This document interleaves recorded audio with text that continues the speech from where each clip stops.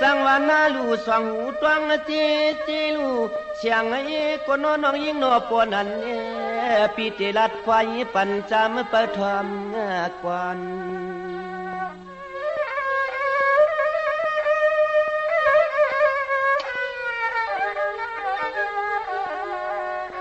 สมนังเมตตาลองตั้งเงาปิเลียน้องยาให้มันรวมสอนเหมือนน้ำใน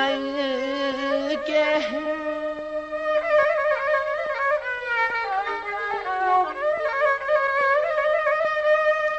ก็บันปีเจ้าเงินละเปียงยังรักนำนาตั้งสู่คำเล่าก็นอนหุ่มเสียงเอนอ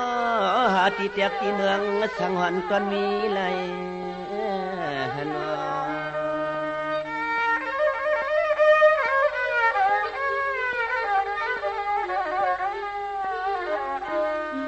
นางเมียดตาปากเศร้าเปียดเมียดเปียงหักสู่ในใจเปียวแก่ขี้แก่นก้มตังไม่สั่งเสื่องว่าใจห้องเอาเลียจัง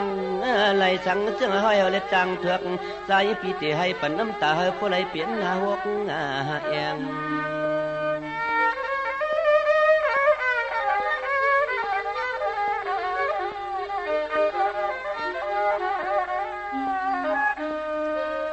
ในเตียนน้องกว่าปือมาปิดเจ้าให้อยู่กว่าน้อลองตั้งเขาจึงอ่ำเชียงเอาลูกใจเปื่อนตันเปียดวันตั้ง